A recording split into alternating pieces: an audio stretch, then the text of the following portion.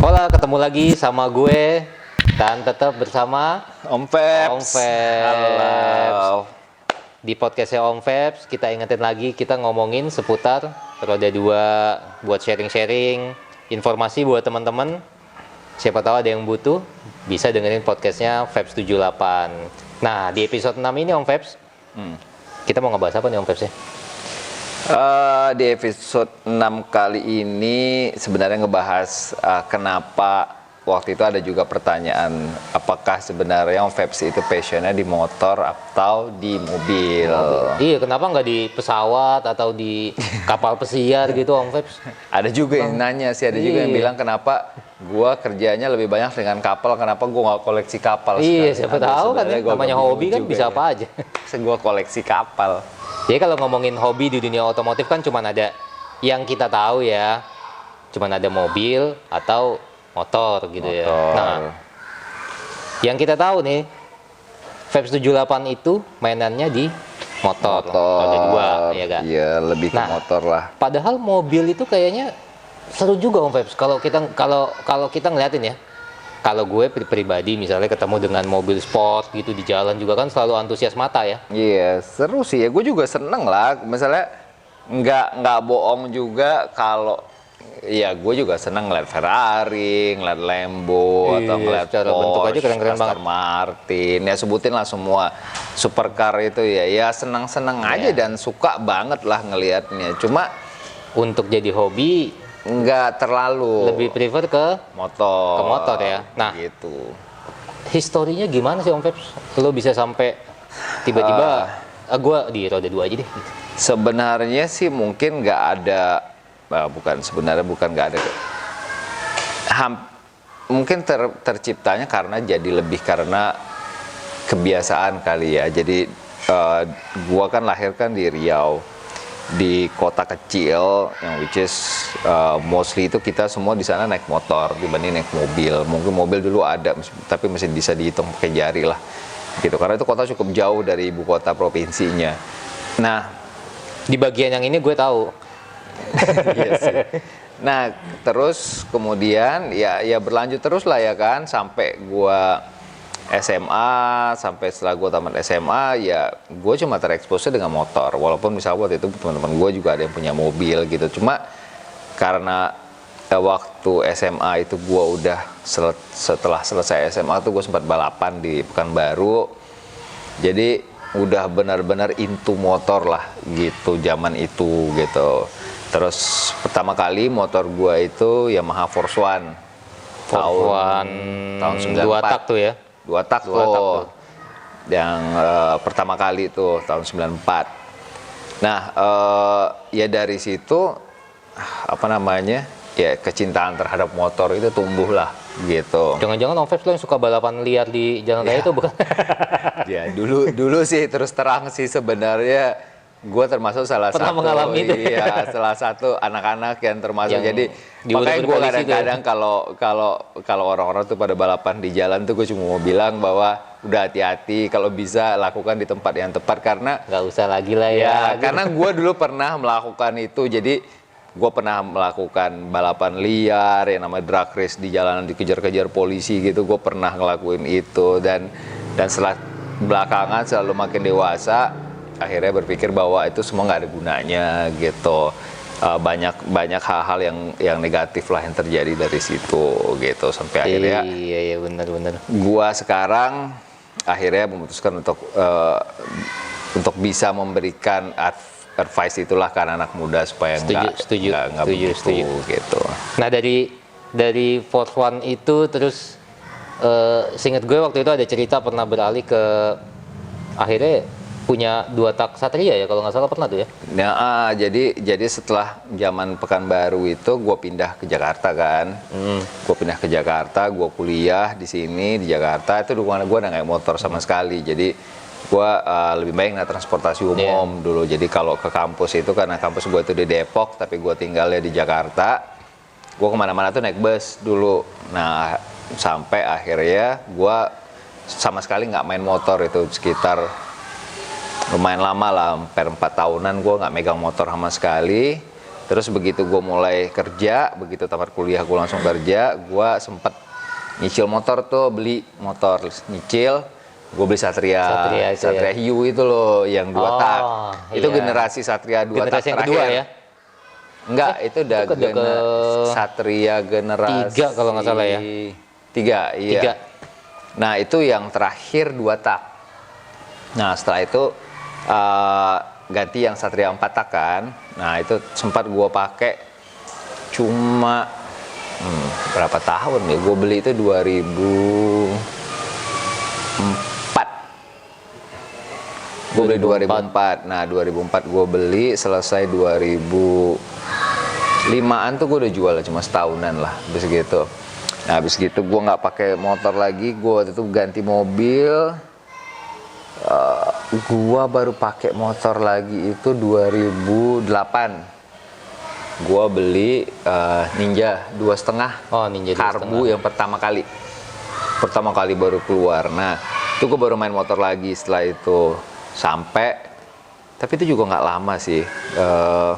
2008 itu gue cuma sampai nggak nyampe 2010 lah, 2009-an gitu gue jual juga Ninja 2,5-nya. Habis gitu gue stop sama sekali juga main motor. Habis itu gue merit, gue baru beli motor lagi itu 2012. Apa tuh, Feb? Beli langsung waktu itu Ducati Monster 795. Oh, ini Moge pertama waktu itu Ducati Monster tuh ya. Ducati Monster 795. 795. Jadi gue ada sempat on off-nya main motor setelah dari pertama kali itu gitu. Tapi nggak menghilangkan kesukaannya sama roda 2 gitu tetap ya. Enggak, walaupun waktu itu gue udah pakai mobil segala macam. Waktu itu malah sempat ikut klub-klub mobil gitulah ya. Terus tapi apa yang gue rasain di klub mobil, apa yang gue rasain main dengan teman-teman mobil itu beda ketika gue main sama teman-teman motor. Apa sih bedanya, Feb? Banyak lah ya, mungkin lebih karena passion gue ada di motor, jadi gue lebih ngerasa bahwa anak motor itu lebih brotherhoodnya itu lebih kencang, lebih kuat gitu. ya, lebih kuat. Jadi kayak kita itu kayak apa ya, kayak no one left behind gitulah istilahnya. Jadi kalau ada apa-apa tuh semua harus sama bareng gitu. Ya bukan berarti komunitas mobil juga nggak hal yang sama. Iya, mobil juga sebenarnya sama, cuma bondingnya lebih beda gitu. Buat kita pribadi di motor tuh ya ada tempat spesial ya. Betul. Intinya ya. Jadi kita dulu bela-belain mau pergi touring, mau bela-belain untuk pergi nongkrong sama anak motor dan sensasi naik motornya sendiri gitu. Pergi balapan bareng, ke Sentul bareng, ke sirkuit bareng kayak gitu-gitu. Itu beda feel-nya ketika waktu gue main mobil gitu.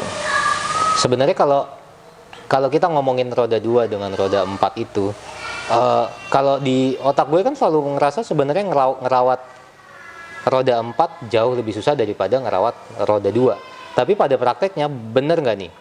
Roda 2 juga ternyata lebih sulit juga. Apalagi kalau kita udah ngomongin yang namanya moge.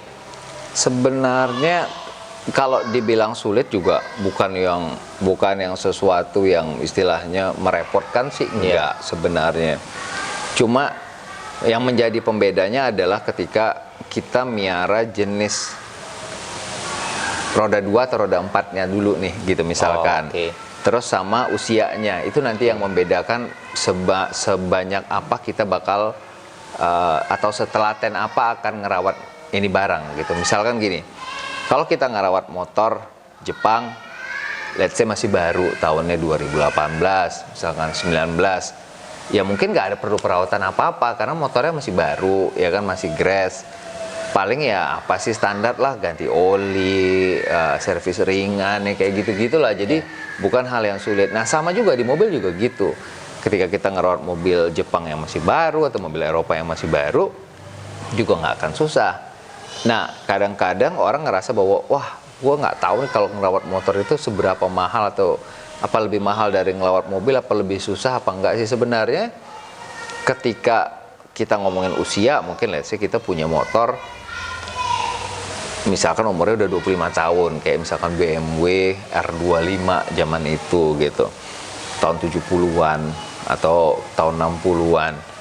Nah, itu kan usia motornya kan udah 30 tahun, udah 20 tahun sekian gitu. Jadi banyak part-parts yang mulai awus, Udah nggak ya ada kan, gitu atau ya. yang mulai susah dicari, atau part-parts yang memang apa istilahnya dengan usia kendaraannya sendiri memang harus diganti kayak gitu. Nah, dan kadang-kadang ketersediaan barang-barang ini aftermarketnya itu nggak, apalagi di Indonesia kan Moge itu kan baru bener-bener hype-nya itu kan 1 dekade belakangan setelah 2010. Kalau sebelum 2010 itu masih agak sulit nyari. Kalau sekarang kan online Sekarang udah lebih gampang ya. kan bisa beli lewat eBay, bisa lewat online kayak gitu-gitu. Toko-toko juga udah banyak kan. Atau mungkin karena kita bergabung di komunitas itu juga salah satu kegunaannya. Betul, itu salah satu kegunaan kita untuk saling tahu bisa ya. tanya misalkan, gue mau cari part ini nih gitu, di mana ya kira-kira, jadi informasi itu bisa dapat di situ. Kadang-kadang mungkin anak-anak komunitasnya sendiri juga punya spare kayak gitu-gitulah. Iya, mereka bisa bantu dan nyediain ya. Iya, makanya kalau gua selalu bilang itu ketika kita main di barang-barang yang udah umurnya tua, vintage gitu, klasik gitu, sering-sering nongkrong sama komunitas karena kebutuhan kita sama sebenarnya, mirip misalkan gitu. Kayak gini misalkan kayak Om Cem gitu ya, Ride Like Cem. Om Cem tuh punya motor satu RC 30. Itu tahun 87. Berarti udah 32 tahun. Kan udah susah tuh nyari partnya. Nah, salah satu yang susah adalah part ban belakangnya dia. Karena ban belakangnya dia itu size-nya 18 inch. Which motor-motor sekarang itu standarnya 17. Padahal itu motor superbike. Gitu. Depannya 17, belakangnya 18. Nah, itu kan susah nyari bannya. Terus kita butuh teman kan di situ untuk nanya di mana sih buat nyari-nyari barang yang model beginian itu di mana. Biasanya info-info itu berguna ketika kita ada di dalam suatu komunitas. Kayak gua misalkan pakai Desmo gitu, Ducati Desmo gua itu kan ban belakangnya 16. Itu juga susah nyarinya. Jadi gua harus nyari ngobek sampai ke luar negeri. Yang terakhir gue dapat ban gue itu di Jepang waktu itu, karena emang di Indonesia itu nggak ada sama sekali. Itu dapatnya baru atau saya kan waktu di baru Jepang? Baru. Karena nggak mudah nyarinya gitu. Jadi itulah salah satu kegunaan kenapa kita ada di komunitas. Nah, kadang-kadang orang nanya, susah nggak sih ngerawatnya? Jadinya ya susah gampangnya tergantung lagi, balik lagi. Nah, kita dapat barangnya dalam kondisinya seperti apa. Usia barangnya udah berapa lama. Ini barang misalkan Jepang atau Eropa misalkan itu, atau Amerika gitu, kayak Harley ya kan. Terus seberapa langka barang ini ada di dunia gitu. Semakin langka definitely semakin susah nyari part penggantinya gitu. Tapi waktu itu kalau misalkan dia punya produksi banyak gitu ya, mungkin akan lebih mudah. Karena mungkin di Amerika ada, di Jepang ada, atau misalnya di Asia ada, misalnya, atau di Eropa ada gitu. Tapi kalau ketika barangnya waktu itu diproduksi cuma terbatas, cuma 100 gitu, definitely ketika umur berjalan pun yang memproduksi after sales market si parts-partnya si motor ini juga akan berkurang gitu, karena udah mulai dilewatin masanya gitu.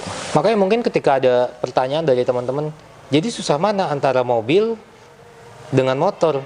Biasanya kalau udah hobi, gue percaya banget nih Om, kalau udah hobi, mau itu susahnya segimana, nemu aja jalan pasti keluarnya. Jadi gitu gini loh, kayak sekarang nih, kayak misalkan teman-teman gue yang main mobil Amerika muscle car gitu ya, kayak Mustang gitu, Eleanor GT500 gitu. Itu kan sebenarnya juga nyari partnya nggak gampang di Indo gitu, karena mobil itu mostly diproduksi waktu itu di Eropa, dan hanya segelintir porsinya aja waktu itu yang dijual di Asia dan di Eropa gitu. Jadi kalau mau nyari partnya di Eropa, tapi bukti bahwa di sini pun motor-motor itu hidup, mobil-mobil itu juga banyak banyak di jalanan, dan ada aja bisa dicari. Ya apalagi kita Indonesia agak lumayan terkenal sama yang namanya modifikasi ya Om. Iya, jadi ya mungkin ada juga istilahnya namanya barang kanibalan. Kalau nggak ada ya dikasih gitu, barang lain gitu kan. Yang mirip atau yang serupa sama lah kegunaan atau fungsinya itu juga bisa gitu. Tapi ya ada suka duka tertentunya ketika kita ngerawat barang yang udah usianya udah panjang ya, usianya udah banyak gitu. Karena apa? Karena kita harus tahu sebenarnya barang-barang ini di mana belinya, Tapi kalau dibilang perawatan dan segala macam ya basicnya sih hampir sama aja ya antara perawatan motor ataupun mobil ya mungkin kayak standar lah oli ya kan. Iya, apalagi kalau motornya baru ya. Iya, ban yang harus diperhatiin, kaki-kaki, bushing-bushing gitu. Terus ketika kita mulai ngerasain, wah ini ada something yang nggak benar sama nih motor, langsung benerin gitu, cari penyakitnya gitu. Jadi Gua setuju. nggak sesulit itu juga gitu. Dan banyak kayak teman-teman gue yang juga hobinya itu ngebongkar sendiri gitu. Ya, Dia akhirnya jadi bisa ngerasain juga ya, ya. dia bisa jadi nggak bisa ngebengkel sendiri, dia ngerasa bahwa oh something nggak tepat nih sama suspensi belakang gua atau bunyi atau apa segala ya tinggal kalau dia memang punya toolsnya, punya alat-alatnya, tinggal bongkar, cari masalahnya apa, ketemu cuma cari replacement part paling kayak gitu. Pokoknya ingat ya teman-teman, kalau suka sama sesuatu jangan setengah-setengah. Jangan setengah-setengah. Ditekunin aja full, ditekunin semuanya. Nah, kalau nanti ada pertanyaan dari teman-teman, emang gimana caranya kita milih motor second atau motor baru? Nah, nanti boleh tuh Om Feb. Boleh, rencananya nanti Om Feb bakalan bahas tuh. Ya, nanti gua akan coba bahas itu juga. Mungkin gua ajak teman-teman collab yang lain, nanti gue coba collab bareng biar gue bisa kasih masukan apa, mungkin nanti dari tamu undangan kita bisa ngasih undangan apa gitu yang yang advice yang kira-kira bisa berguna lah untuk orang-orang misalkan yang baru memulai untuk main moge gitu. Supaya ada tips and tricks dari pandangannya akan mereka seperti apa untuk kira-kira sebagai pemula di dunia moge ini gitu. Karena moge itu kan bukan cuma alat transportasi gitu. Dia bisa sebagai alat untuk investasi juga. Ya kan? Terus kemudian bisa sebagai alat status sosial. Itu juga bisa, ya kan? Karena kita tahu nih orang ketika ngomongin moge pasti ngomongin status sosial gitu, ya kan? Di episode sebelumnya udah kita bahas tuh. Iya, kayak gitu. Kayak kita ngomongin arogansi tadi itu kan kayak gitu. Nah, investasi juga bisa yo. Jadi kayak ada beberapa tipe tertentu motor yang memang kalau misalkan kita tahu sejarah motornya, kita tahu market itu seperti apa, dan kita tahu kolektor itu akan ngelihatnya kemana nanti in the future-nya, ini barang akan jadi gitu, akan jadi barang limited. Dan ya pasti biasanya itu dibikin dalam jumlah yang terbatas, terus kemudian bisa jadi nilai investasi di masa depan gitu. Emang tadinya awalnya gue pikir cuman mobil yang punya nilai investasi bagus segala macam, yang nggak nyangka juga ternyata motor tuh motor punya investasi juga luar sama, biasa ya. Iya, jadi motor, mobil juga sama. Dan kan kayak mobil pun tidak semua tipe mobil, kayak misalnya kita ngomongin Ferrari gitu ya. Nggak semua Ferrari itu punya nilai resale value yang bagus gitu. Ada beberapa tipe tertentu yang ya setiap hari ya dia akan decreasing. Angkanya terus naik ya. Enggak, menurun karena memang bukan barang yang limited dan bukan barang yang bisa dijadiin barang koleksi gitu. Tapi ada yang barang lama gitu ya, yang memang akhirnya justru angkanya malah naik dari stagnan naik kayak Testarossa kalau Ferrari kayak gitu-gitu sekarang kan udah jadi barang berharga. Ya berarti kita harus punya pengetahuan yang jeli masalah investasi. Jadi kalau mau jadikan motor itu sebagai barang investasi harus tahu dulu nih sejarah motor itu apa, ya kan, sejarah pabrikannya, terus berapa banyak unit waktu itu dibikin. Gitu. Banyak lah ya faktornya untuk menentukan banyak itu untuk menentukan itu. Terus dari sisi desain, apakah memang waktu itu ini dibikin menjadi sesuatu yang wah atau ini biasa aja, produksi biasa aja, memang nggak ada nilainya waktu itu kayak motor biasa. Cuma kayak kadang-kadang kan ada juga beberapa anomali yang terjadi, misalkan sebagai contoh King. Iya, Yamaha King. Harganya ya lagi kan? luar biasa tuh sekarang tuh. Kalau masih nyimpan yang masih kondisinya original, mulus, apalagi kilometernya masih rendah, apalagi yang masih baru, brand new waktu itu belum pernah dipakai, harganya juga gila-gilaan. Berapa yang Cuma ya terakhir gila ya? berapa? 30 jutaan ya. 70 kayaknya sampai 70 juta malah. Kalau nggak salah ya tapi. Waktu itu kan pada dibeli paling harganya berapa sih? 10 juta kali 8 juta paling mungkin zaman itu ya. Cuma ya sekarang jadi kan nilai langka, inflasinya kan juga ada ya kan, bisa dilihat. Nah, tapi kan siapa yang menyangka bahwa motor produksi massal sekarang malah jadi sesuatu yang diincar sama orang.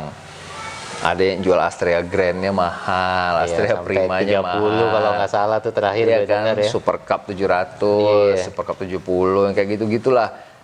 Jadi tapi ada juga kan motor yang memang waktu itu dibikin memang udah limited dan memang diekspektasi menjadi motor yang punya resale value tinggi di belakang hari gitu. Misalkan Desmo Sedici, ya kan, Ducati Desmo Sedici, atau misalkan kita ngomongin Vespas 46 waktu itu misalkan, atau Honda RC 213 VS gitu. Iya.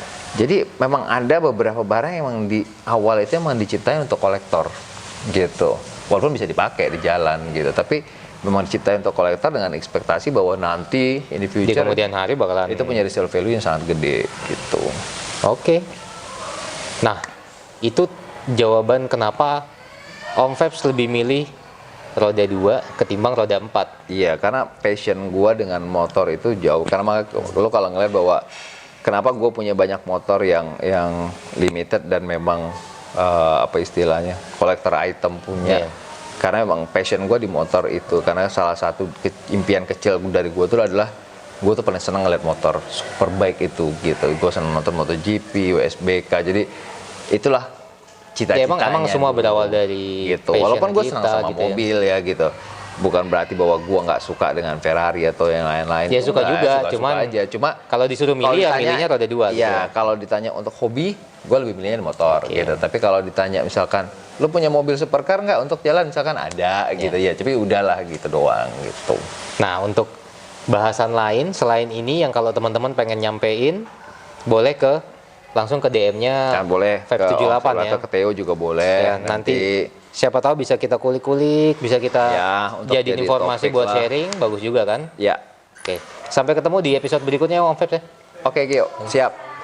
Oke. Thank you ya guys. Sampai ketemu lagi di next episode. Ciao. Ciao.